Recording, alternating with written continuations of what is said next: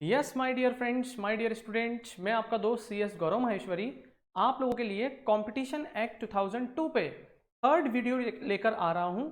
Previous 2 lectures में हम लोग कंपटीशन एक्ट के रिस्पेक्ट में जो एक बेसिक डिस्कशन था as well as basic discussion के साथ में सेक्शन नंबर 3 को भी काफ़ी कुछ डिस्कस कर चुके थे।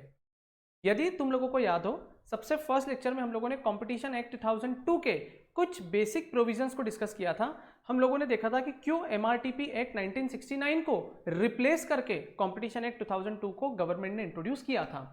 इसी के साथ साथ हम लोगों ने देखा था कि कंपटीशन एक्ट के सेक्शन नंबर 3, 4, 5 एंड 6 सबसे इंपॉर्टेंट सेक्शंस है। इन सेक्शंस को यदि हम लोगों ने अच्छे से कर लिया और एग्जाम में यहीं से मेजॉरिटी ऑफ द क्वेश्चंस भी पूछे जाते हैं। इन सेक्शंस को यदि हम लोगों ने अच्छे से प्रिपेयर कर लिया तो उसके बाद के जितने भी सेक्शंस है वो सारे के सारे प्रोसीजरियल सेक्शंस है, सारे के सारे कमीशन मतलब कंपटीशन कमीशन ऑफ इंडिया से रिलेटेड प्रोविजन है। एंड साथ ही साथ इस कंपटीशन एक्ट के क्या क्या रेपरगेशंस होते हैं उन सारी चीज़ों को डील करते हैं बाकी के रिमेनिंग सेक्शंस। तो इन्हीं सभी सारी चीज़ों को डिस्कस करते हुए हम लोगों ने सेकेंड लेक्चर स्टार्ट किया था और सेकेंड लेक्चर में मैंने तुम लोगों के साथ में सेक्शन नंबर 3 डिस्कस किया था। ऑल्दो मैं तुम लोगों को बता दूं कि वहां पर भी हमारा सेक्शन नंबर 3 जो है वो कंप्लीटली डिस्कस नहीं हो पाया था, लेकिन सेक्शन नंबर 3 में जो इंपॉर्टेंट पोर्शन है वो सारे के सारे इंपॉर्टेंट पोर्शन को हम लोग सेकेंड वीडियो में डिस्कस कर चुके थे। मैं एक बार रिवाइज करवा देता हूं ब्रीफली कि हम लोगों ने सेकेंड लेक्चर में क्या क्या डिस्कस किया था।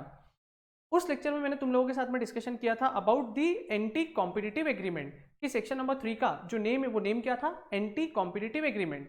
और हम लोगों ने बोला था कि यदि एंटी कॉम्पिटिटिव एग्रीमेंट का यदि appreciable adverse effect on competition है, ठीक है बच्चों प्लीज ध्यान से सुनना मैं क्या बोलने जा रहा हूं, ऐसा कोई एंटी कॉम्पिटिटिव एग्रीमेंट जिसकी वजह से कॉम्पिटिशन पे एप्रिशिएबल एडवर्स इफेक्ट आता है तो वो anti competitive agreement will considered as void.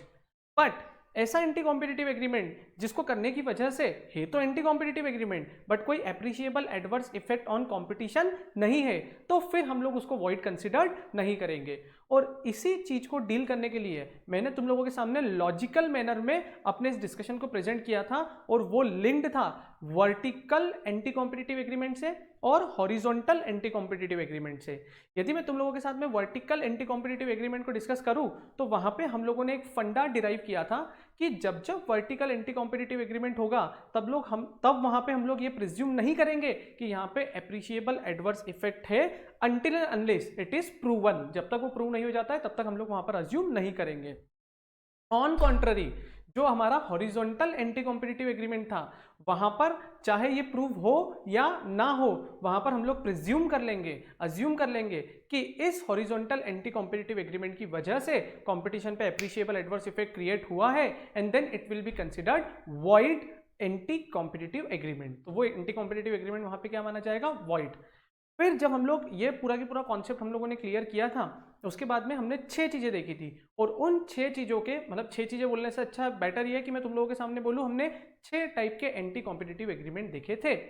उन 6 टाइप के एंटी कॉम्पिटिटिव एग्रीमेंट में सबसे पहला जो था वो था टाई इन एग्रीमेंट, फिर था एक्सक्लूसिव सप्लाई एग्रीमेंट, फिर था एक्सक्लूसिव डिस्ट्रीब्यूशन, फिर उसके बाद था रीसेल प्राइस मेंटेनेंस, फिर उसके बाद था refusal to deal and then सबसे लास्ट में हम लोगों ने पढ़ा था कोल्यूसिव बिडिंग या बिड रिगिंग। ठीक है, वहां पे जो स्टार्टिंग के 5 थे वो 5 को अपन लोगों ने बोला था कि ये वर्टिकल एंटी कॉम्पिटिटिव एग्रीमेंट है तो अनलेस अदरवाइज प्रूवन, जब तक ये प्रूव नहीं हो जाता है तब तक हम लोग इसको वॉइड कंसिडर्ड नहीं करेंगे। ऑन अदर हैंड हम लोगों ने बोला था कि जो बिड रिगिंग और कोल्यूसिव बिडिंग होता है वो अमंग दी कॉम्पिटिटर्स होता है। मैंने तुम लोगों को पूरा वो एक रोड कंस्ट्रक्शन का एग्जांपल लेके बताया था कि शायद से कुछ कंस्ट्रक्शन वगैरह चल रहा था तो वहां पर काफी सारे लोगों ने क्या किया था, बिडिंग के लिए ऑक्शन के लिए अप्लाई किया था, टेंडर के लिए अप्लाई किया था। ठीक है, तो उन लोगों के बीच में आपस में कॉम्पिटिशन होने लगी थी तो उन सारे कॉम्पिटिटर्स ने मिलकर क्या किया, आपस में कार्टेल बना लिया और कार्टेल बनाने के साथ साथ फिक्स्ड इन एडवांस कर लिया कि भाई हम लोग एक दूसरे के अगेंस्ट में बीड नहीं करेंगे, रोटेशनल बेसिस पे 1-on-1 बेसिस पे क्या होगा सभी को टेंडर अलॉट होते रहेंगे। तो जब कॉम्पिटिटर्स लोग आपस में कार्टेल क्रिएट कर लेते, एंटी कॉम्पिटिटिव एग्रीमेंट करते तो इससे कॉम्पिटिशन पे एप्रिशिएबल एडवर्स इफेक्ट होता है। तो हम लोगों ने वहां पे क्या बोला था कि जब भी बिड रिगिंग या कोल्यूसिव बिडिंग होगा then it will be considered as void. ठीक है, अब आज के इस लेक्चर में हम लोग जो सेक्शन नंबर 3 का रिमेनिंग पोर्शन है उस रिमेनिंग पोर्शन को हम लोग आगे बढ़ाएंगे और उस रिमेनिंग पोर्शन को आगे बढ़ाने के साथ साथ सेक्शन नंबर 4 को भी कंप्लीट करने की कोशिश करेंगे।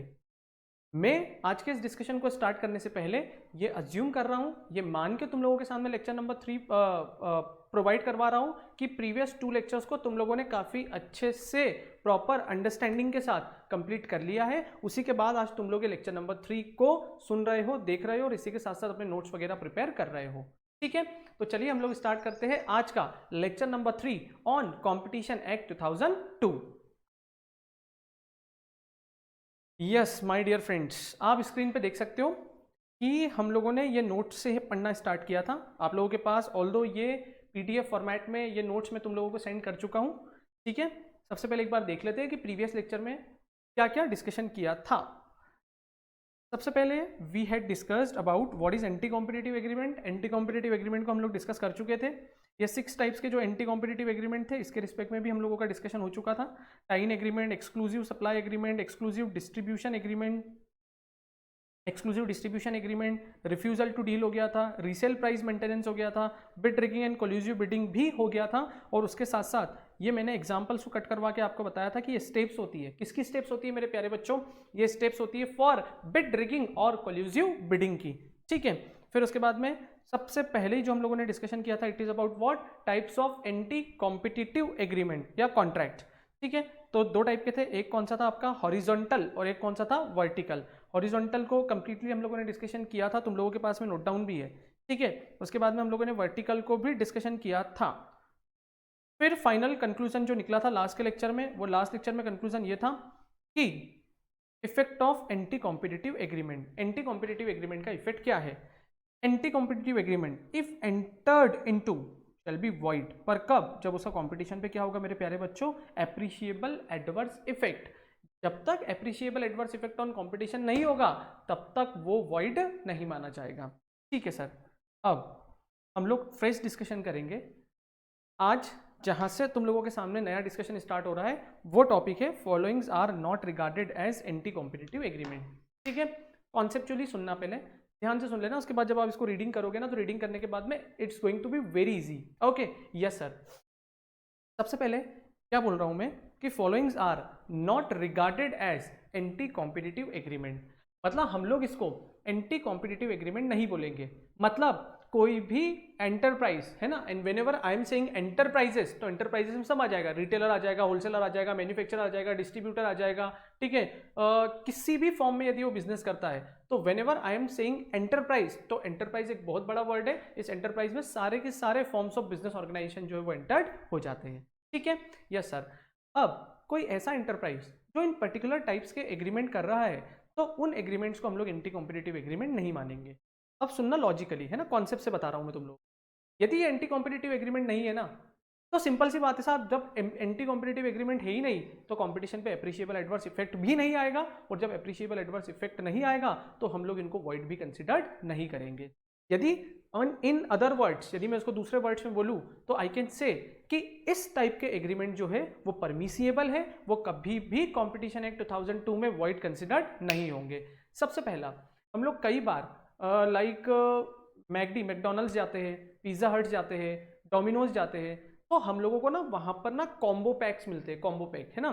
जैसे कभी कभी मान लीजिए अभी लास्ट टाइम, अभी तो सर हम लोगों को बहुत याद आ रही है सर, ड्यू टू ये कोविड-19 जो भी लॉकडाउन वगैरह चल रहा है और आप ऐसे एग्जाम्पल ले रहे हो, तो हम लोगों को काफ़ी याद आ रही है कि हम लोग किसी ज़माने में जाया करते थे पिज़्ज़ा हट, किसी ज़माने में जाया करते थे डोमिनोज, किसी ज़माने में जाया करते थे हम लोग मैकडॉनल्ड्स। बट आज के समय में हम लोग घर में ही है और घर में ही बैठे बैठे दाल रोटी चावल जो भी मिल रहा है व्हाट एवर बी द, हम लोग उसी को कंज्यूम कर रहे हैं। ठीक है, ओके, वेरी गुड। अभी कुछ दिनों तक हम लोगों को ऐसे ही करना है, एंड डेफिनेटली यदि हम लोगों ने कुछ दिन ये प्रॉपर कंप्लायंस किए, सतर्कता रखी, घर में ही रहे, तो ये कोविड-19 की प्रॉब्लम से हम लोग ओवरकम कर जाएंगे। ठीक है, अब now comes to the point.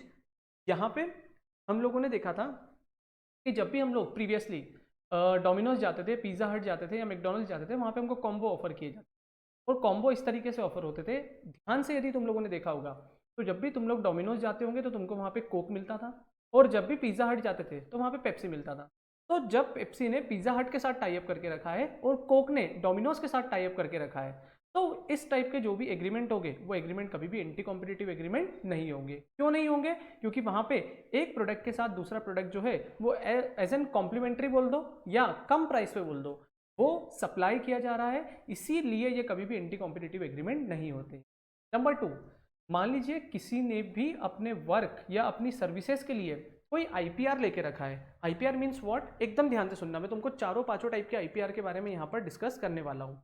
यदि मान लीजिए किसी पर्टिकुलर पर्सन ने या किसी पर्टिकुलर एंटरप्राइजेस ने कोई आईपीआर लेके रखा है with respect to their products और सर्विसेज, तो भी वो एंटी कॉम्पिटिटिव एग्रीमेंट नहीं माना जाए। कैसे, मैं इलेबरेट करता हूँ।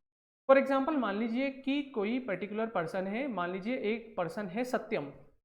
सत्यम ने दिन रात मेहनत करके, रिसर्च करके एक नया प्रोडक्ट डेवलप किया, और वो प्रोडक्ट का नाम था कि भाई हमारे सत्यम ने एक वैक्सीन डेवलप कर ली। उस वैक्सीन से कोविड-19 से जो भी इन्फेक्टेड पर्सन है, वो इन्फेक्टेड पर्सन को वैक्सीन मिल गया है, और अब वो उसके थ्रू अपने आप को रिवाइव कर सकते हैं, ठीक कर सकते हैं। सत्यम ने दिन रात एक करके उस कोविड-19 की वैक्सीन को फाइंड आउट किया, डेवलप किया। अब डेवलप करवाने के बाद सत्यम ने बोला, चूंकि मैंने इतनी मेहनत की है इसके ऊपर, तो क्यों ना मैं इसका पेटेंट करवा लूँ। अब पेटेंट कब होता है, जब भी आप कोई न्यू इन्वेंशन करते हो, तो न्यू इन्वेंशन चाहे वो प्रोडक्ट का हो या प्रोसेस का हो, उस चीज़ के लिए आप लोग क्या करवाते हो, पेटेंट। तो सत्यम गया, पेटेंट करवाया, और पेटेंट करवाने के बाद डिपार्टमेंट ने उसको पेटेंट ग्रांट कर दिया maximum for 20 years. It means what, कि 20 ईयर्स तक सत्यम के इस राइट को कोई दूसरा पर्सन यूज नहीं कर सकता। तो यहाँ पे कुछ लोगों को प्रॉब्लम ये आ रही थी कि भाई सत्यम ने जो प्रोडक्ट डेवलप किया है, अब उसका जो प्रोडक्ट मार्केट में आया है, उस मार्केट में आने के बाद हम भी उस प्रोडक्ट को डेवलप कर सकते हैं।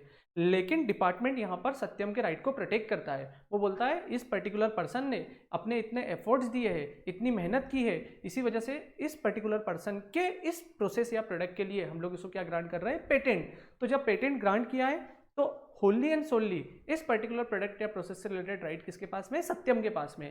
Then it will not considered as anti competitive agreement. On other hand, मान लीजिए यदि मैंने EBCL की, economic business and commercial law की, एक नई बुक लिखी, और उस बुक को लिखने के बाद मैंने उसका करवा लिया कॉपीराइट।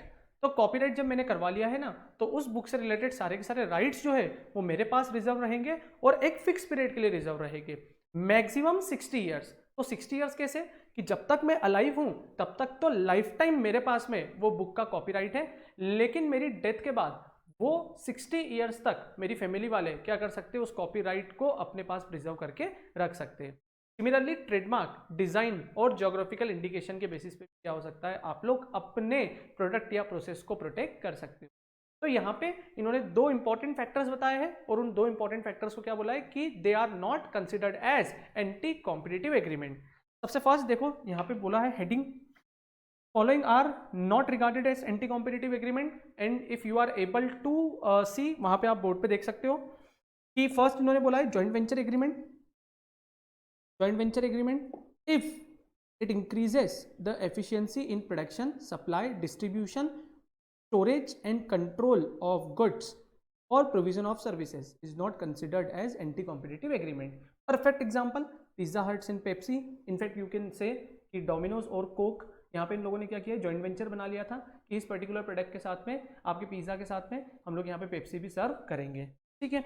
एंड सेकंड क्या बोला है, any exclusive right granted to a person for production, supply, distribution और use under copyright act, patent act, trademark act, design act is outside the purview of the anti competitive agreement. तो आप लोगों को ध्यान रखना है कि एंटी कॉम्पिटिटिव एग्रीमेंट के दो एक्सेप्शंस है। पहला, यदि मान लीजिए कोई जॉइंट वेंचर वगैरह आप लोगों ने किया है वो, एंड नंबर 2 इन्होंने बोला यदि आपने कोई, यहाँ पे लिख लेना, यदि आप लोगों ने कोई IPR, इंटेलेक्चुअल प्रॉपर्टी राइट जो है वो अवेल करके रखा है। एक चीज ध्यान रखना है यहाँ पे तुम लोगों ने, जो भी IPR होता है वो अनलिमिटेड टाइम के लिए नहीं होता है, इनफाइनाइट टाइम के लिए नहीं होता है, एक सर्टेन पीरियड के लिए होता है। जैसे वो पीरियड खत्म हो जाता है, आपका जो IPR होता है वो IPR लैप्स हो जाता है, ठीक है सर। सर एक बात बताओ, आप लोग बोल रहे हो, आप लोग क्या आप बोल रहे हो इतने दिनों से कि sir anti competitive agreement, anti competitive agreement, anti competitive agreement का यदि appreciable adverse effect on competition है तो फिर वो वॉइड हो जाता है। सर हम लोगों को ना एक डाउट है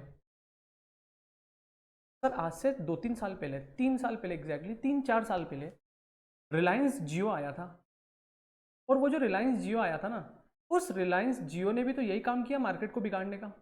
और मार्केट को बिगाड़ने के साथ साथ उस रिलायंस जियो ने क्या किया कि जितने भी कॉम्पिटिटर्स थे उन सारे कॉम्पिटिटर्स की 12 बजा दी, और उन सारे कॉम्पिटिटर्स की 12 बजाने के बाद मार्केट में केवल और केवल अपनी डोमिनेंट पोजीशन क्रिएट की और डोमिनेंट पोजीशन क्रिएट करके सारे प्लेयर्स को बाहर करने की कोशिश की। तो सर क्या उसके ऊपर कॉम्पिटिशन एक्ट 2002 अप्लाई नहीं होगा क्या? बोला बात तो सही बोल रहे हो आप, लेकिन वहां पे गवर्न कर रहा है आपका सेक्शन नंबर 19 सबसेक्शन 3, और इस 19 सबसेक्शन 3 की वजह से रिलायंस जियो जो है वो मार्केट में सस्टेन कर गया और उसके ऊपर कंपटीशन एक्ट 2002 के सेक्शन नंबर 3 के किसी भी टाइप का कोई भी इंप्लीकेशंस नहीं आया। मैं तुम लोगों को एक बहुत अच्छी बात बता दूं, गवर्नमेंट ने इस कंपटीशन एक्ट 2002 में सेक्शन नंबर 19 सबसेक्शन 3 डाल के रखा है, और जहां पे इन्होंने बोला है कि यदि कोई भी एंटरप्राइजेस कोई ऐसी एक्टिविटीज करती है, प्लीज ध्यान से सुनना, मैं बड़ी इंपॉर्टेंट लाइन बोलने जा रहा हूं, यदि कोई भी एंटरप्राइजेस कोई ऐसा काम करती है जिसकी वजह से उसके कुछ जो इम्प्लीकेशंस होते हैं वो कॉम्पिटिटर्स के ऊपर होते हैं और कुछ जो इम्प्लीकेशंस होते हैं वो कस्टमर्स के ऊपर होते हैं। क्या बोलना चाह रहा हूं मैं, please try to understand. Section number 19 subsection 3 में गवर्नमेंट ने क्या बोला है, लॉ मेकर ने क्या बोला है कि यदि कोई भी एंटरप्राइजेस इन इंडिया कोई ऐसी एक्टिविटीज परफॉर्म करता है जिसके कुछ इम्प्लीकेशंस जो है वो अपने कॉम्पिटिटर्स के ऊपर आने वाले हैं और कुछ इम्प्लीकेशंस जो है वो कस्टमर के ऊपर आने वाले हैं, यदि कॉम्पिटिटर्स के ऊपर आने वाले इम्प्लीकेशंस कम है बट कस्टमर्स के ऊपर उसके फेवरेबल इम्प्लीकेशंस ज्यादा है, तो उस केस में वहां पे वो anti competitive agreement appreciable adverse effect वाला नहीं माना जाएगा। मतलब गवर्नमेंट उसको गलत कंसिडर नहीं करेगी, गवर्नमेंट उसको सही कंसिडर करेगी। ट्राई टू अंडरस्टैंड मैं क्या बोलना चाह रहा हूं, फिर से मैं अपनी बात को रिपीट कर देता हूं। सेक्शन नंबर 19 सबसेक्शन 3 में ये बोला गया है कि यदि कोई एंटरप्राइज कोई ऐसी एक्टिविटी परफॉर्म करता है जिसका कुछ इफेक्ट उसके कॉम्पिटिटर्स पे भी आता है और उसका कुछ इफेक्ट उसके कस्टमर्स पे भी आता है, तो जब आने वाला इफेक्ट कॉम्पिटिटर्स पे कम है और आने वाला इफेक्ट कस्टमर्स पे फेवरेबल इफेक्ट ज्यादा है, तो गवर्नमेंट ऐसे एंटरप्राइजेस की एक्टिविटीज को अलाउ कर देगी और वो बोलेगी कि ये appreciable adverse effect on competition नहीं है, so that's why it is valid not void.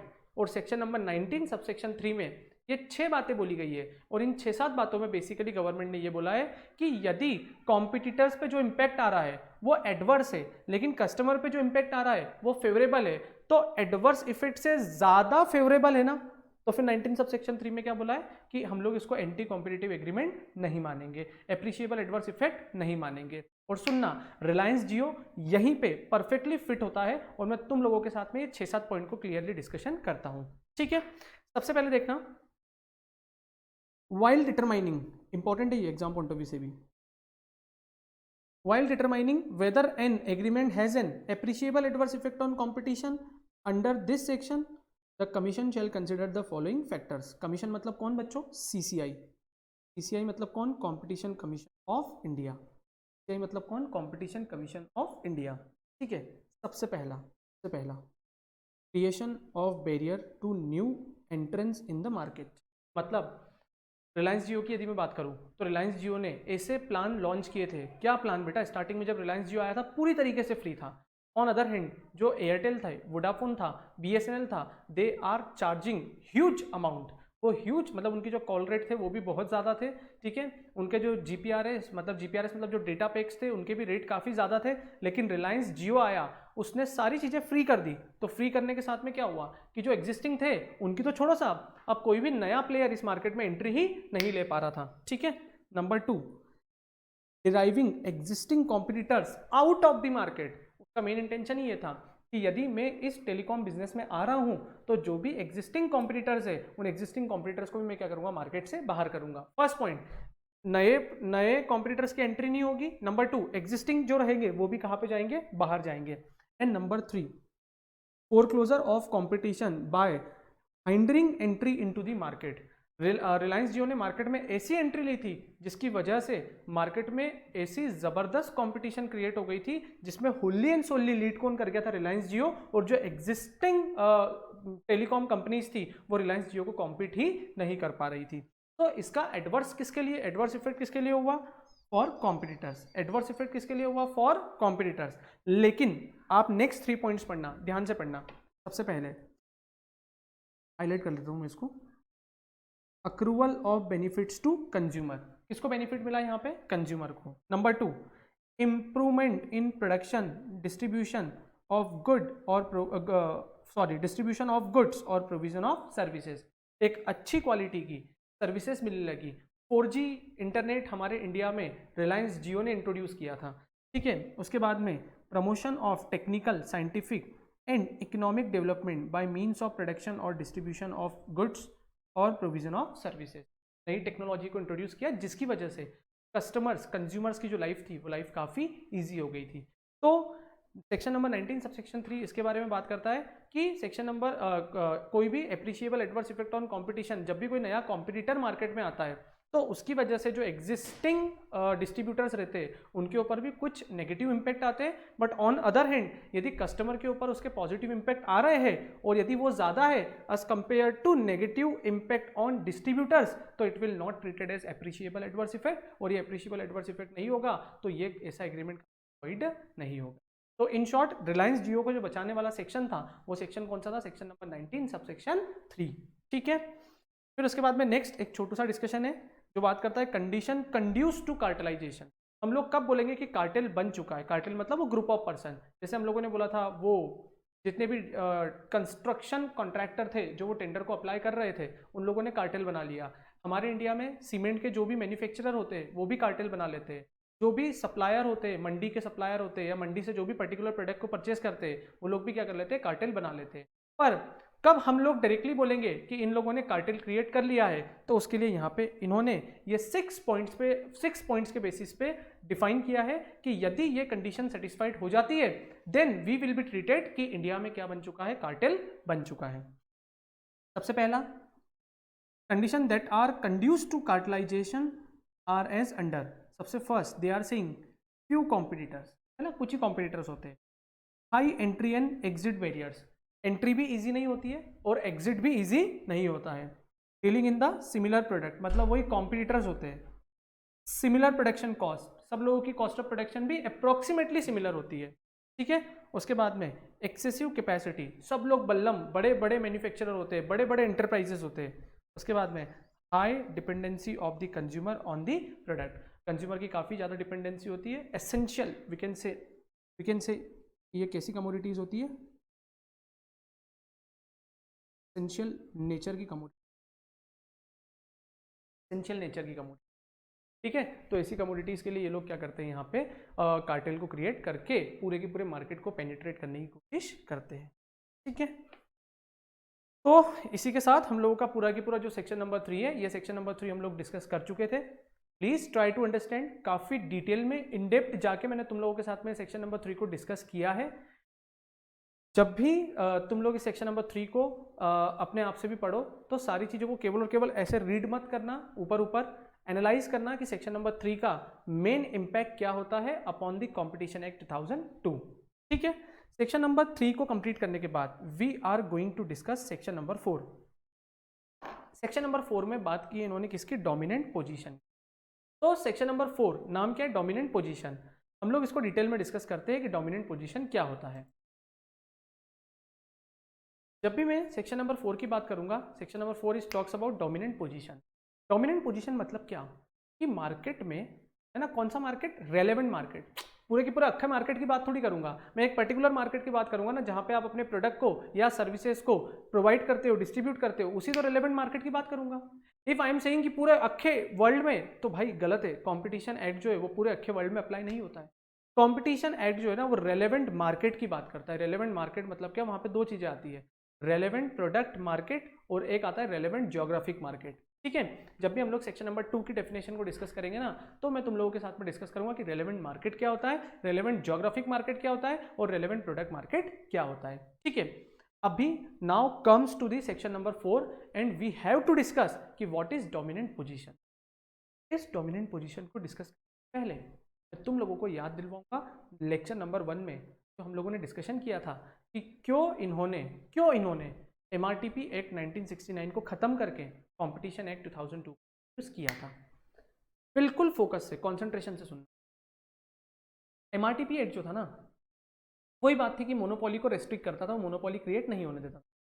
But जो कंपटीशन एक्ट 2002 है ना, इन्होंने क्या बोला, आप मोनोपोली क्रिएट करो, आप डोमिनेंट पोजीशन क्रिएट करो, लेकिन if you are abusing your dominant position, यदि आप अपनी डोमिनेंट पोजीशन का मिसयूज करते हो, यदि आप अपनी डोमिनेंट पोजीशन की वजह से मार्केट में appreciable adverse effect on competition create करते हो, then it will be treated as void. तब कंपटीशन एक्ट 2002 में आपके अगेंस्ट में एक्शन लिए जाएंगे। बट यदि आपने सेक्शन नंबर 19 सबसेक्शन 3 में कोई ऐसा काम किया है जो कि कॉम्पिटिटर्स के ऊपर भी इंपैक्ट कर रहा है, बट कंज्यूमर के ऊपर उसका इंपैक्ट जो है वो ज्यादा है, फेवरेबल इंपैक्ट ज्यादा है, तो फिर उस केस में हम लोग बोलेंगे कि एप्रिशिएबल एडवर्स इफेक्ट नहीं है और आप मार्केट में बने रह सकते, आपकी डोमिनेंट पोजीशन है। ठीक है, तो सबसे पहली चीज प्लीज ट्राई टू अंडरस्टैंड, बहुत बेसिक लेवल पे डिस्कशन करूंगा मैं सेक्शन नंबर 4 पे, एंड सेक्शन नंबर 4 को यदि आपने अच्छे से समझ लिया ना, तो केवल और केवल एक बार लीगल लैंग्वेज आपको बुक में से पढ़नी होगी, उसके बाद कॉन्सेप्चुअली आप लोग आंसर कर पाओगे कि सेक्शन नंबर 4 में क्या हुआ था। ठीक है, सेक्शन नंबर 4 डोमिनेंट पोजीशन। सबसे पहला क्वेश्चन तो ये उठता है कि सर डोमिनेंट पोजीशन क्या, तो डोमिनेंट पोजीशन का मतलब होता है position of strength. Position of strength मतलब क्या, कि मार्केट में आपकी पोजीशन इतनी शक्तिशाली है, इतनी बलशाली है कि कोई भी नया कॉम्पिटिटर या कोई भी एग्जिस्टिंग कॉम्पिटिटर आपको उस मार्केट से बाहर नहीं कर सकता। नंबर 2, मार्केट को आप अपने अकॉर्डिंग डिराइव कर सकते हो। जब ये दो कंडीशन सेटिस्फाइड कर देते हैं कोई भी एंटरप्राइज, तो हम लोग बोल सकते हैं कि उसकी मार्केट में क्या है, डोमिनेंट पोजीशन। डोमिनेंट पोजीशन मतलब क्या, एक तो पोजीशन ऑफ स्ट्रेंथ, बहुत शक्तिशाली है, बहुत ताकतवर है, एंड नंबर 2 पूरे के पूरे मार्केट को वो क्या कर सकता है, अपने अकॉर्डिंग डिराइव कर सकता है। तो यदि किसी भी एंटरप्राइजेस में ये दो फैक्टर्स आप लोगों को नजर आते हैं, तो आपको वहां पे बोलना चाहिए कि ये जो एंटरप्राइज है, इस एंटरप्राइज की उसके रेलेवेंट मार्केट में कौन सी पोजीशन है, डोमिनेंट पोजीशन। ठीक है, हम लोग इस डोमिनेंट पोजीशन को डिस्कस करने के बाद कब बोलेंगे कि किसी भी पर्टिकुलर पर्सन ने डोमिनेंट पोजीशन का मिसयूज किया है, क्योंकि देखो ना, डोमिनेंट पोजीशन समझ में आने के बाद में हमको ये भी तो देखना है कि डोमिनेंट पोजीशन का मिसयूज मतलब क्या। क्यों, क्योंकि सेक्शन नंबर 4 क्या बोलता है कि डोमिनेंट पोजीशन क्रिएट करना बेकार नहीं है, बुरी बात नहीं है, लेकिन बुरी बात क्या है कि यदि आप अपने डोमिनेंट पोजीशन का क्या कर रहे हो, वहां पर मिसयूज।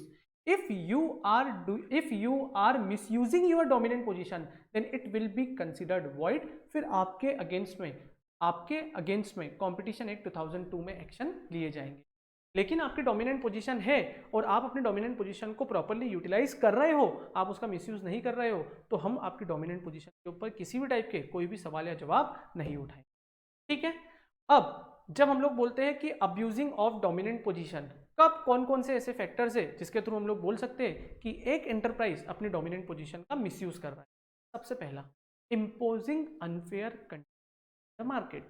मार्केट में वो क्या कर रहा है, अनफेयर कंडीशन। अनफेयर मतलब इम्प्रैक्टिकल, इम्प्रैक्टिकल मतलब बेकार, बेकार मतलब इररेलेवेंट। कुछ ऐसी कंडीशंस इंपोज कर रहा है जिसकी वजह से डायरेक्टली इंपैक्ट किसके ऊपर आ रहा है, उसके कॉम्पिटिटर्स पे भी आ रहा है और कॉम्पिटिटर्स के साथ साथ कंज्यूमर्स पे भी आ रहा है। तो उस केस में हम लोग क्या बोलेंगे वहां पे कि उसने अनफेयर कंडीशन को इंपोज किया है।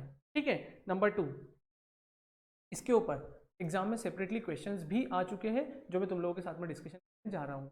प्रीडेटरी प्राइस, है ना, डिटेल में डिस्कस करूंगा मैं तुम लोगों के साथ में कि what is the exactly meaning of predatory price. अभी तो आप केवल और केवल इतना ध्यान रख लो कि प्रीडेटरी प्राइस का मतलब होता है selling price is less than cost of production. मतलब आपकी जो कॉस्ट ऑफ प्रोडक्शन है, आपकी जो मैन्युफैक्चरिंग की कॉस्ट है, उस कॉस्ट से भी कम पे यदि आप किसी प्रोडक्ट को सेल कर रहे हो, then it will be treated as what, predatory price. Perfectly example के साथ में मैं तुम लोगों के साथ में डिस्कस करूंगा कि प्रीडेटरी प्राइस का एग्जैक्ट मीनिंग क्या होता है। ठीक है, फिर तुम लोग क्या कर रहे हो, वहां पे एंट्री और एग्जिट्स बैरियर लगा के रखे। मतलब आपने अपनी डोमिनेंट पोजीशन को इस तरीके से मिसयूज किया है कि कोई भी नया पर्टिकुलर कॉम्पिटिटर ना तो उस मार्केट में एंट्री कर पा रहा है, और जो एग्जिस्टिंग है वो एग्जिस्टिंग को भी क्या करना पड़ रहा है, मार्केट से बाहर जाना पड़ रहा है। तो ऐसी यदि कोई एक्टिविटीज परफॉर्म कर रहे हो तो इसको हम लोग बोलेंगे कि you are doing abusing of your dominant position.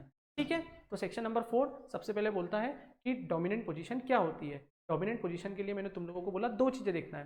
सबसे पहला पोजीशन ऑफ स्ट्रेंथ, आप बहुत शक्तिशाली हो, आप बहुत ताकतवर हो, एंड नंबर 2 पूरे के पूरे मार्केट को आप अपने अकॉर्डिंग क्या कर सकते हो, डिराइव कर सकते हो। देन हम लोग वहां पे बोलेंगे कि इस एंटरप्राइज की क्या है वहां पे डोमिनेंट पोजीशन।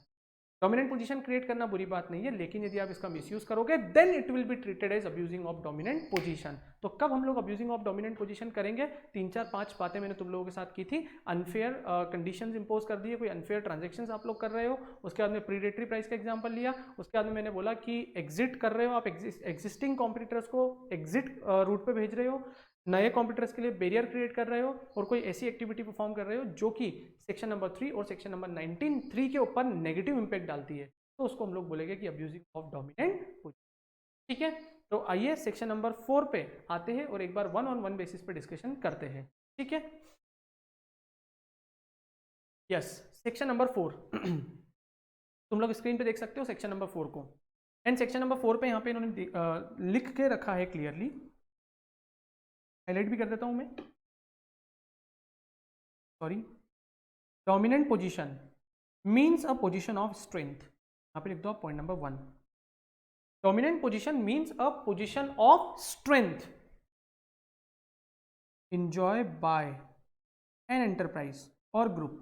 ठीक है, या तो एक एंटरप्राइज होली एंड सोली अकेला एंटरप्राइज, या फिर अपने ग्रुप बेसिस पे। बताऊंगा ग्रुप और एंटरप्राइज का मतलब क्या होता है। इन द ये वर्ड यूज किया था मैंने तुम लोगों के साथ में, रेलेवेंट मार्केट। रेलेवेंट मार्केट मतलब एक आइडेंटिफाइड एरिया होता है वहां पर, ऐसा नहीं कि पूरे अखे वर्ल्ड में। ठीक है, रेलेवेंट मार्केट, और ये भी होना कहाँ पे चाहिए? In India, which enables it to number 1 operate independently of competitive force prevailing in the relevant market। ठीक है, और affect its competitors और consumer of the relevant market in the favor, मतलब अपने अकॉर्डिंग मार्केट चलाना। ठीक है, एक एग्जांपल लेता हूं मैं तुम लोगों के, ध्यान से इस एग्जांपल को सुनना, फिर तुम लोगों को समझ में आएगा कि हाँ डोमिनेंट पोजीशन का मतलब क्या होता है। हम लोग ना जब भी कोई लग्जरियस प्रोडक्ट परचेज करने जाते हैं, लाइक कार हो गई, या फिर ज्वेलरी वगैरह हो गई, है ना, या फिर हम लोगों को कहीं पे फॉरेन की ट्रिप करना हो, या फिर मान लीजिए वॉट एवर भी, यदि हमको नॉर्मल वे ऑफ ट्रांसपोर्ट के अलावा कोई लग्जरियस वे में यदि हमको ट्रैवल करना है, तो उन सब के लिए ना हमको प्री बुकिंग करवानी होती है। ठीक है, देखो मैं तुम लोगों के सामने ना एक बेसिक एग्जाम्पल लेता हूँ। MG हेक्टेयर करके अभी हमारे इंडिया में, ठीक है, एक नया ब्रांड इंट्रोड्यूस हुआ है। मतलब ये बेसिकली जो ये ब्रांड है ये आउटसाइड इंडिया का है ना, मतलब बहुत बड़ी एक रिनॉन्ड कंपनी है MG हेक्टेयर। ठीक है, MG हेक्टेयर ने अपनी कार इंडिया में बेचने के लिए इंट्रोड्यूस की थी 2018-19 से, मतलब 18 के एंड से इन लोगों ने इंडिया में अपना मार्केट स्टार्ट किया था और 19 से कार की डिलीवरी करना स्टार्ट कर दी। MG हेक्टेयर ने जब इंडिया में अपनी कार डिलीवर्ड करने का बिजनेस करना स्टार्ट किया, तो बिजनेस को स्टार्ट करने से पहले इन लोगों ने क्या किया कि एडवांस बुकिंग लेना स्टार्ट, और एडवांस बुकिंग में ना इन्होंने एक ह्यूज अमाउंट कस्टमर से एज एन एडवांस बुकिंग के तौर पे एक्सेप्ट किया। फॉर एग्जांपल यदि 18 से 20 लाख की कार है, चलो 15 लाख की यदि कार है, तो 15 लाख की कार के लिए इन्होंने 7 लाख 8 लाख रुपए का एक एडवांस अमाउंट कस्टमर से एक्सेप्ट किया। बोले जो कस्टमर हमको एडवांस में देगा हम लोग ऑर्डरली बेसिस पे उनको क्या करते जाएंगे, कार डिलीवर करते जाएंगे। अब इस बीच में क्या हुआ कि काफ़ी सारे लोगों ने एडवांस पेमेंट कर दिया, लेकिन कुछ लोग ऐसे थे जिन्होंने बोला कि ये बहुत गलत बात है, जब तक हमको प्रोडक्ट डिलीवर्ड नहीं किया जा रहा है उसके पहले आप एडवांस कैसे मांग सकते हो, और इन्होंने कंपटीशन कमीशन ऑफ इंडिया के पास में सूट फाइल किया। जब CCI के पास ये मैटर गया तो CCI ने इस मैटर को पूरा की पूरा एनालिसिस किया, और एनालिसिस करने के बाद MG हेक्टेयर को बुलाया और MG हेक्टेयर को बोला कि भाई आप अपनी डोमिनेंट पोजीशन का मिसयूज कर रहे हो, तो आपके ऊपर सेक्शन नंबर 3 और section number 4 of the competition act 2002 के प्रोविजन अप्लाई होंगे। MG हेक्टेयर की तरफ से उनके रिप्रेजेंटेटिव आए जिन्होंने कंपटीशन कमीशन के सामने MG हेक्टेयर को रिप्रेजेंट किया, और रिप्रेजेंट करने के समय उन्होंने MG हेक्टेयर के फेवर में ये बोला कि चूंकि हम लोग इंडिया में नए आ रहे हैं, नया हम लोगों का बिजनेस है, and we are not able to understand कि हमारी कितनी कार बिक सकती है, क्या इस पर्टिकुलर प्राइस पे हमारी कार बिकेगी भी या नहीं बिकेगी। तो इसीलिए उन्होंने बोला कि हम लोग डिलीवरी देने से पहले, इंडिया में कार की सप्लाई को स्टार्ट करने से पहले हम लोग ये जानना चाहते हैं कि कितने ऐसे कस्टमर हैं जो इंडिया में हमारी कार को चाहते हैं। इसी चीज को आइडेंटिफाई करने के लिए हम लोगों ने क्या किया, यहाँ पे एडवांस बुकिंग वाले स्कीम को अप्लाई किया।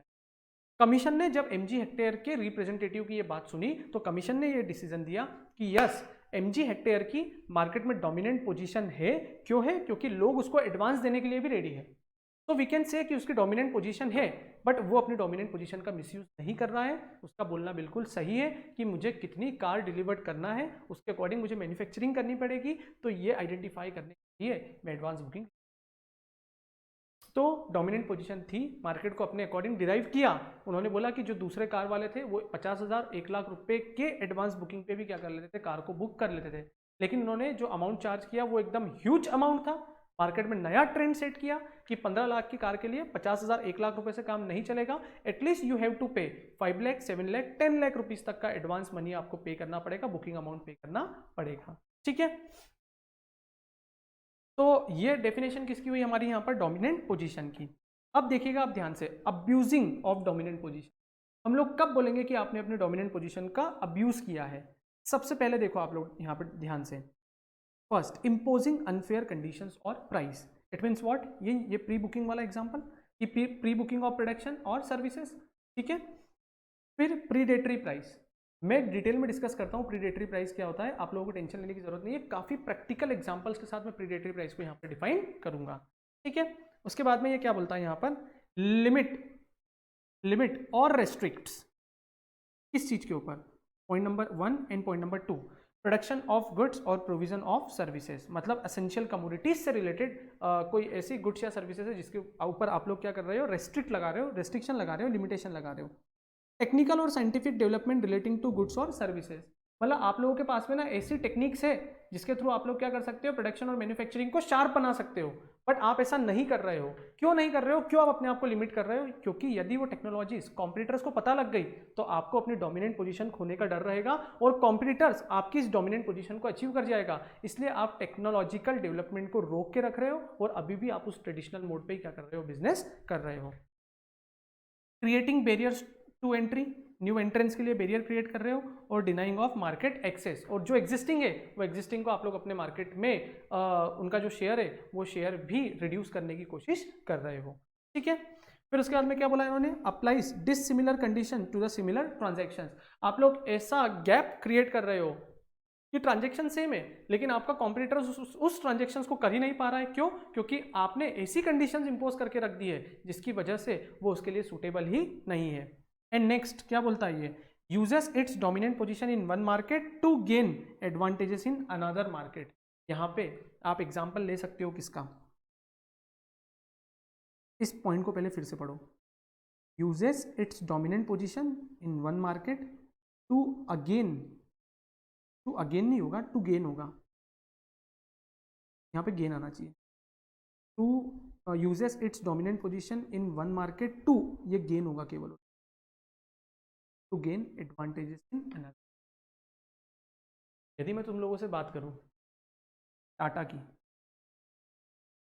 टाटा कंपनी में टीसीएस, टाटा कंज्यूमर, दो ही ऐसी कंपनीज जो कि प्रॉफिट में है।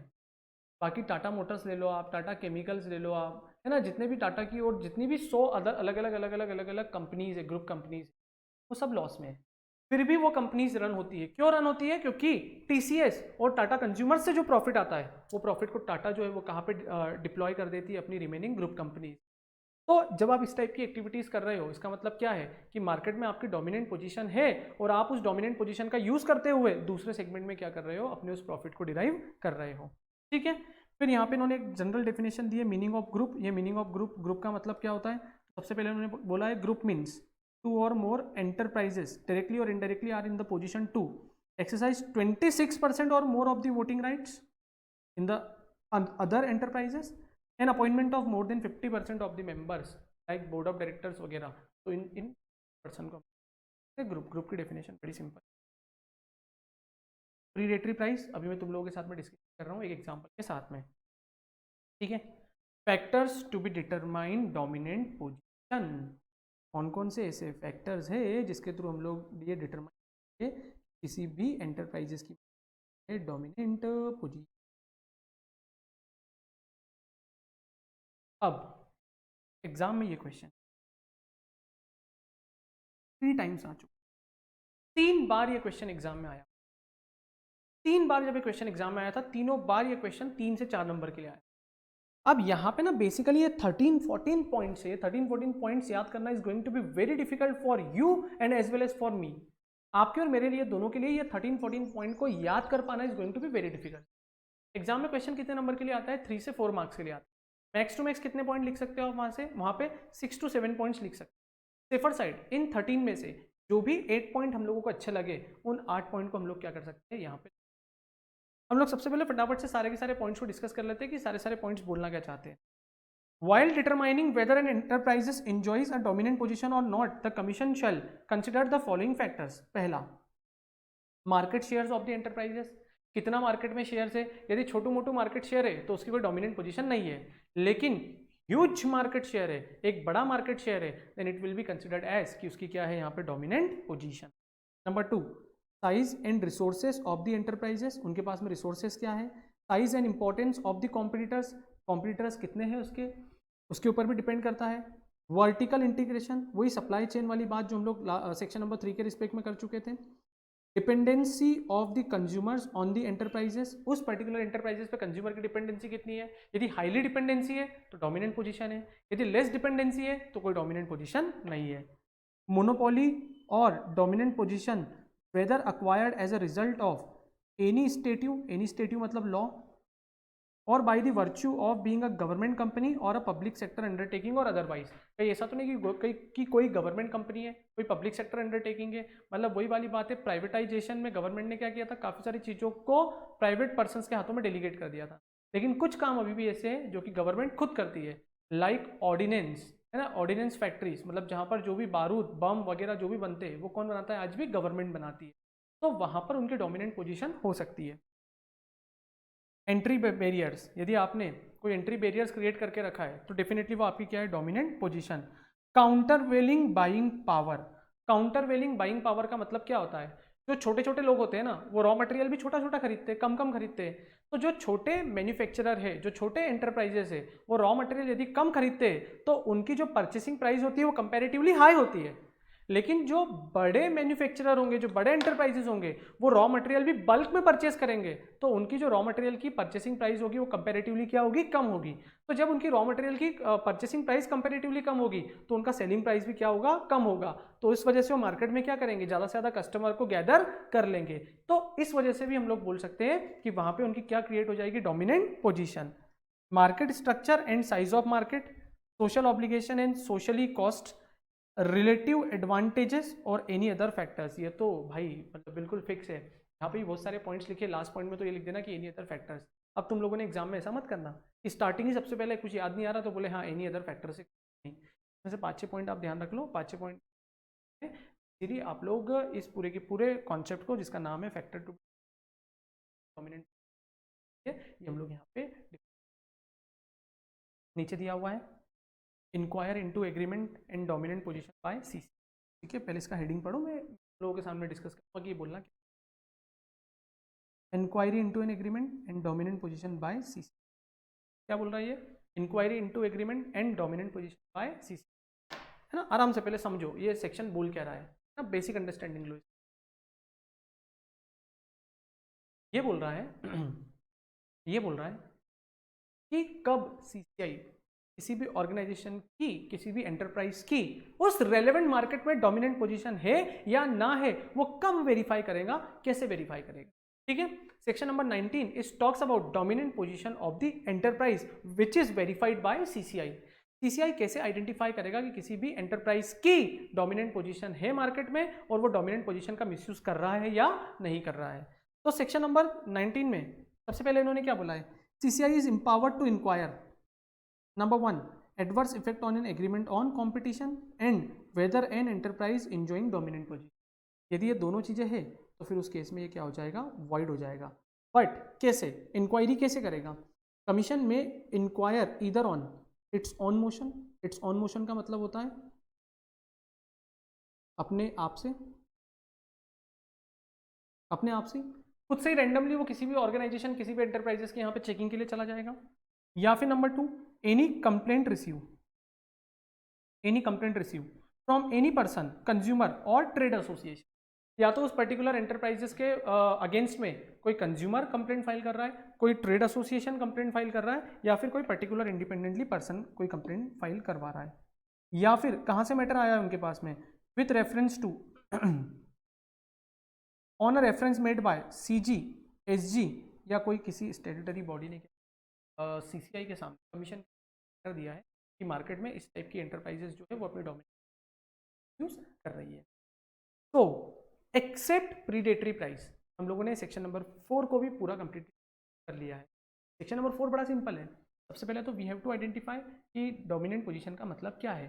फिर हम लोग क्या कब बोलेंगे कि कोई भी एंटरप्राइज अपनी डोमिनेंट पोजीशन का मिसयूज कर रहा है, वो 5 कंडीशंस, वो अनफेयर वाला, अनफेयर, रेस्ट्रिक्शंस वगैरह, ठीक है, वो जो हम लोगों ने डिस्कशन किया था वो।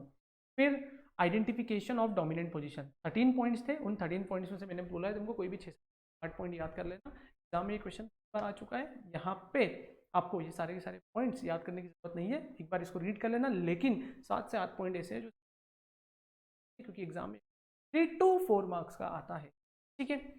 मेन जो डिस्कशन हमारा इस सेक्शन नंबर 4 में है वो है प्रीडेटरी प्राइस। और प्रीडेटरी प्राइस के लिए मैंने तुम लोगों को केवल इतना बोला था कि whenever selling price is less than cost of production then it will be treated as what, predatory price, ठीक है। अब हम लोग आते हैं अल्टीमेटली प्रीडेटरी प्राइस के डिस्कशन पे।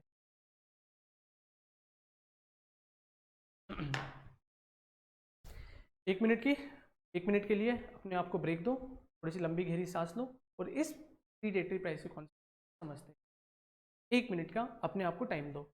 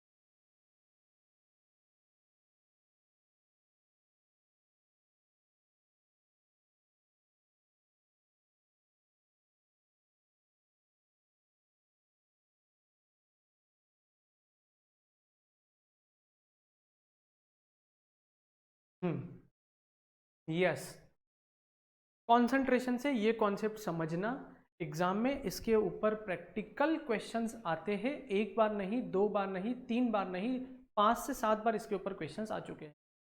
इनफैक्ट यहाँ पे सीएस एग्जीक्यूटिव में भी ये सेक्शन काफी इंपॉर्टेंट है और as well as CA final के स्टूडेंट्स के लिए भी ये सेक्शन काफी ज्यादा इंपॉर्टेंट है। एक्चुअल में प्रीडेटरी प्राइस का बेसिक कॉन्सेप्ट मैं तुम लोगों को बता चुका था कि प्रीडेटरी प्राइस का कॉन्सेप्ट कब अप्लाई होता है कि जब कोई भी पर्टिकुलर एंटरप्राइजेस अपनी डोमिनेंट पोजीशन का मार्केट में मिसयूज करती है। और कैसे कोई भी पर्टिकुलर एंटरप्राइजेस मार्केट में अपनी डोमिनेंट पोजीशन का मिसयूज करती है, वो पर्टिकुलर एंटरप्राइजेस क्या करती है कि अपनी जो सेलिंग प्राइस होती है अपने पर्टिकुलर प्रोडक्ट की, उस सेलिंग प्राइस को इतना कम कर देती है कि वो उसकी cost of production manufacturing cost से भी क्या होती है, कम होती है। इसका मार्केट में नेगेटिव इंपैक्ट कैसे होता है मैं तुम लोगों के साथ में लॉजिकल मैनर में डिस्कस करूंगा। सबसे पहले देखो, तुम लोग एक एग्जांपल देख सकते हो अपनी स्क्रीन पे, अपने मोबाइल की या लैपटॉप की स्क्रीन पे। सबसे पहले देखिए, प्रीडेटरी प्राइस को मैंने डिफाइन करके रखा है। Predatory price means what, selling price is less than cost of production. Cost of production को हम लोग शॉर्ट में क्या बोल देते हैं, COP।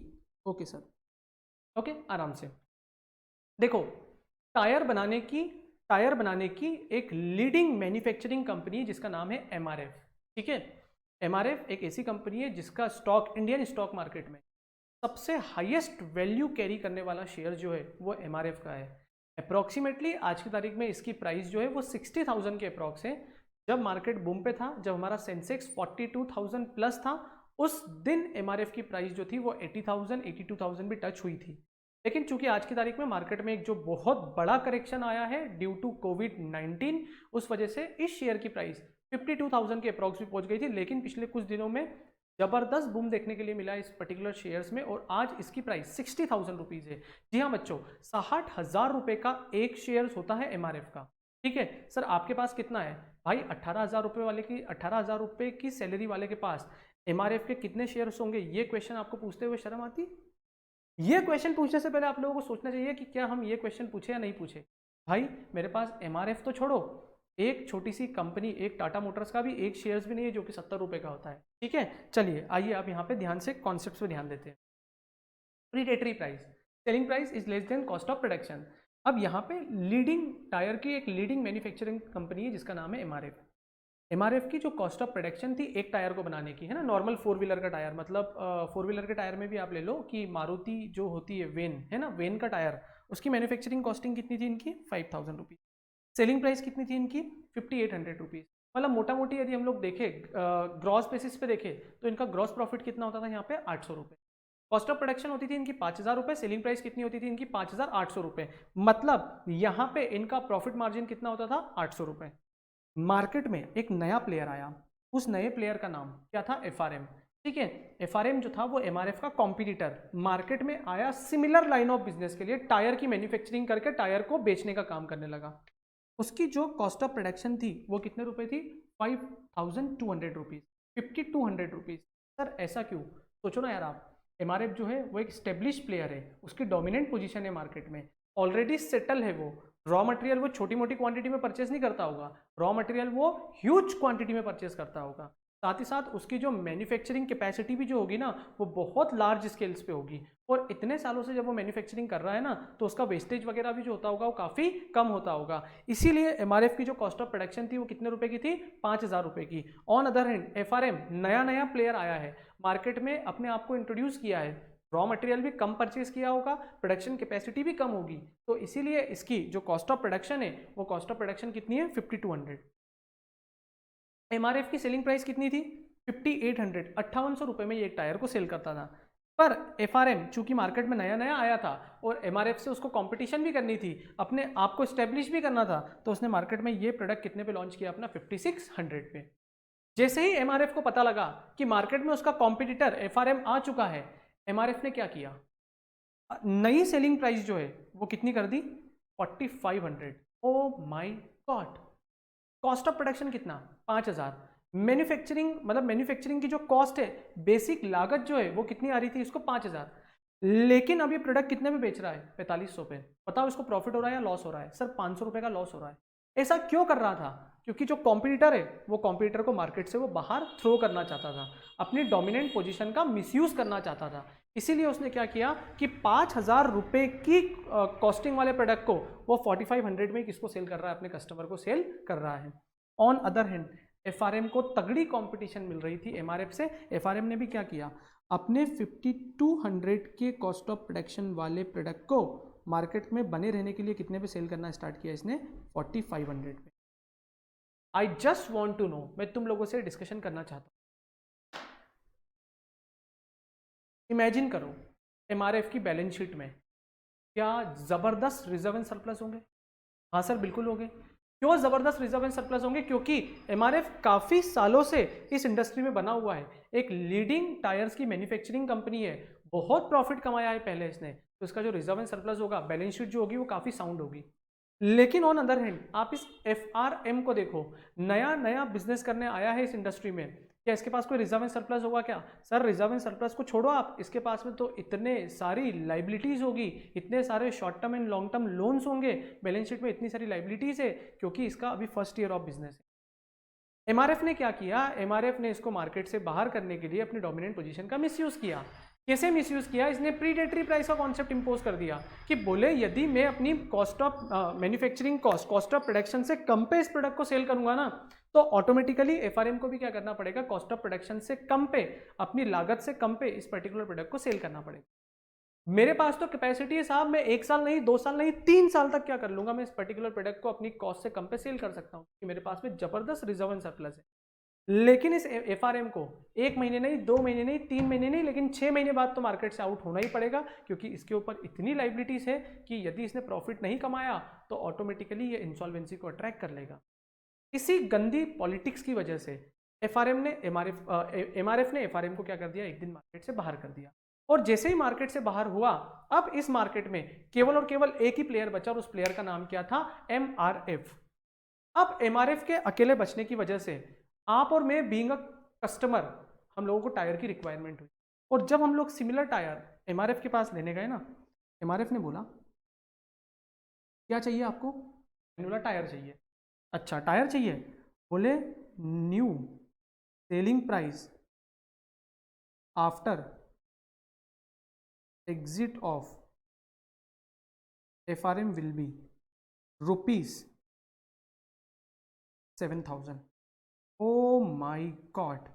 अब यहाँ पे एमआरएफ ने क्या बोला कि जो पर्टिकुलर प्रोडक्ट हमको पहले 5800 में मिलता था, 5800 के बाद में वही पर्टिकुलर प्रोडक्ट हमको 4500 में भी मिला, 4500 के साथ साथ में हमको FRM से वो पर्टिकुलर प्रोडक्ट 4400 में भी मिलता था।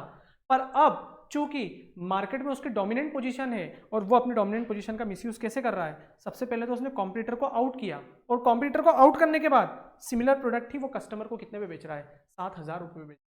इन सब के बीच में अल्टीमेटली जो नुकसान हो रहा है, जो एंड रिजल्ट आ रहे हैं, जो एंड इंपैक्ट आ रहे हैं, वो किसके ऊपर आ रहे हैं, एक कस्टमर के ऊपर।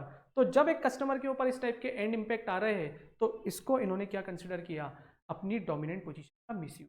और तब से गवर्नमेंट ने एक कॉन्सेप्ट बना दिया, प्लीज ध्यान से सुनना, इसके ऊपर एग्जाम में क्वेश्चन आता है। तब से गवर्नमेंट ने एक कॉन्सेप्ट बना दिया।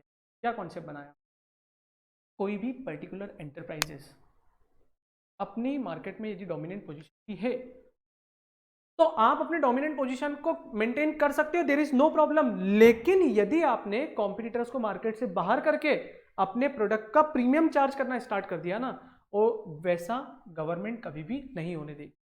इसीलिए यहां पे इन्होंने प्रीडेटरी प्राइस का कॉन्सेप्ट डाला, और प्रीडेटरी प्राइस के कॉन्सेप्ट में इन्होंने कि कोई भी पर्सन अपनी मैन्युफैक्चरिंग कॉस्ट से कम पे किसी भी प्रोडक्ट को सेल नहीं कर सकता है, कॉस्ट ऑफ प्रोडक्शन से कम पे किसी भी प्रोडक्ट को सेल नहीं कर सकता।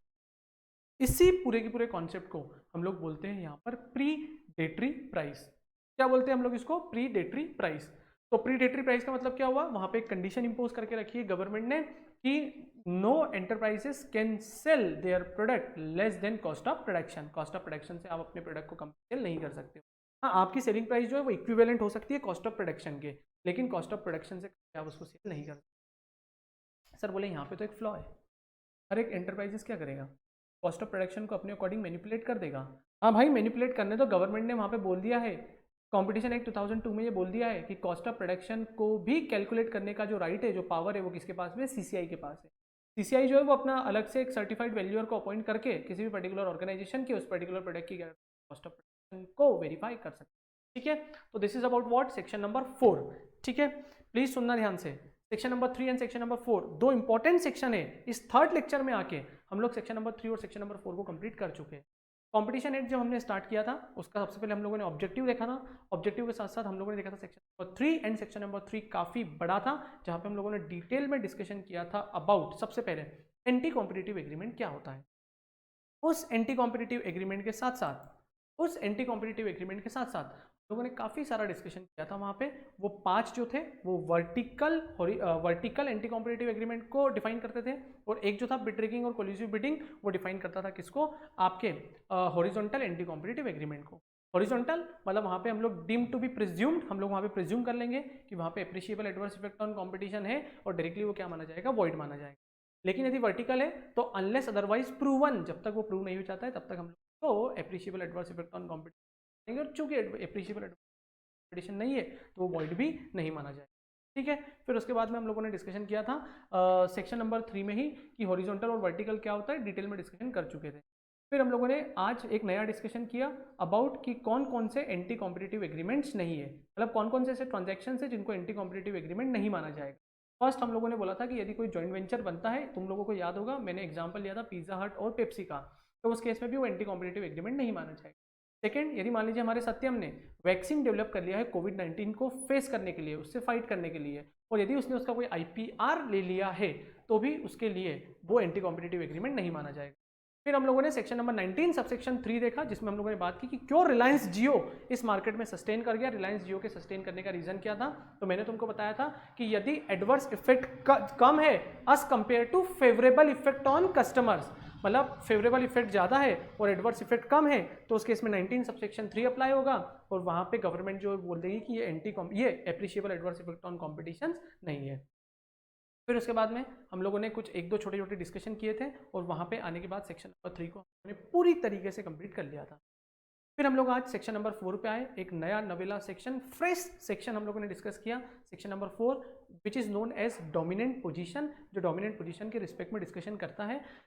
इस डोमिनेंट पोजीशन में मैंने ये बोला कि हम लोग कैसे बोलेंगे कि किसी भी और इंटरप्राइजेस की डोमिनेंट पोजीशन है, तो हमने बोला था कि सबसे पहले पोजीशन ऑफ स्ट्रेंथ है उसकी, मार्केट को वो अपने अकॉर्डिंग क्या कर सकता है, डिराइव कर सकता है, और साथ ही साथ वो अपनी पोजीशन ऑफ स्ट्रेंथ के साथ साथ पूरे मार्केट में इस तरीके से बिजनेस करता है कि पूरा मार्केट जो है वो डिराइव होता है उसकी ही पॉलिसीज के अकॉर्डिंग, तो उसको हम लोग क्या बोलते हैं वहाँ पे डोमिनेंट पोजीशन।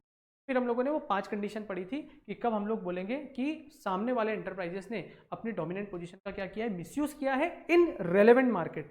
रेलेवेंट मार्केट में कब उसने अपनी डोमिनेंट पोजीशन का मिसयूज किया है, वो 5 पॉइंट्स थे वहाँ पे। एक तो अनफेयर कंडीशंस थी, एक प्रीडेटरी प्राइस था, एक तो एंट्री और एग्जिट बैरियर्स था, और एक तो पूरे के पूरे मार्केट को अपने अकॉर्डिंग क्या करना, डिराइव करना। तो उस केस में हम लोगों ने क्या बोला था कि ये डोमिनेंट पोजीशन का मिसयूज है।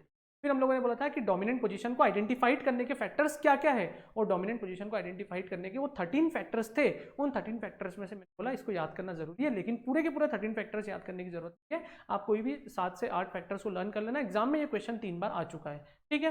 फिर उसके बाद सबसे इंपॉर्टेंट सेक्शन नंबर 19 था।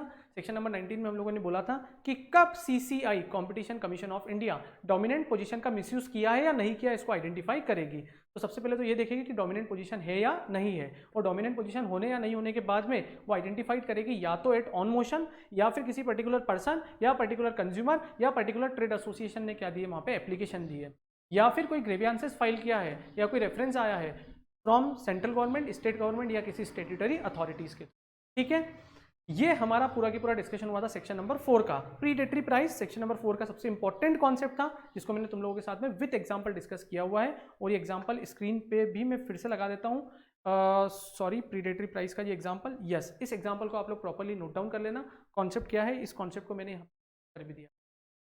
प्लीज मेरे दोस्तों, मेरे यारों, आप लोगों से रिक्वेस्ट है, अच्छे से इस सेक्शन नंबर 3 और सेक्शन नंबर 4 को प्रॉपरली आप लोग वीडियो के थ्रू पहले कंप्लीट करना, उसके बाद इस नोट से भी पढ़ लो। इस चैप्टर के मिडिल में 1-2 लेक्चर्स बाद मैं तुम लोगों के लिए कुछ प्रैक्टिस क्वेश्चंस डेवलप कर रहा हूँ, वो प्रैक्टिस क्वेश्चन तुम लोगों के पास सेंड करूँगा, और उस प्रैक्टिस क्वेश्चन को आप लोग प्रॉपरली क्या सेंड कर सकते हो, ठीक है। यदि इस चैप्टर से रिलेटेड किसी भी स्टूडेंट को कोई भी वीडियोस वगैरह चाहिए हो, तो प्लीज़ प्लीज़ प्लीज़ आप मुझे व्हाट्सएप कर सकते हो। मेरा मोबाइल नंबर है